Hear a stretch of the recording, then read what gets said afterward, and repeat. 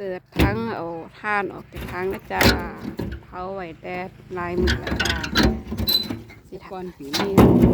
งามบ่เบิ่งเด้อจ้ะเป็นดีอยู่เนี่ยเนาะเขาไว้ใส่ละจ้ะว่าได้เขาขายดอกทานไม่ยากบ่ต้องเท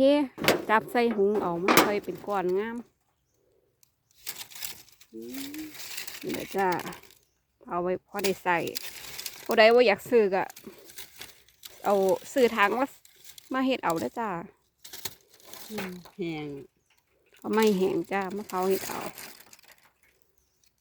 ผู้ใดว่าอยากซื้อก็เป็นเบิดแน่บ่เป็นก็คุ้มค่าอยู่ด้วยจ้ะพอได้ใส่ในครัวเรือนจ้ะนี่บาลายด้วยจ้านี่จะสวัสดีจ้า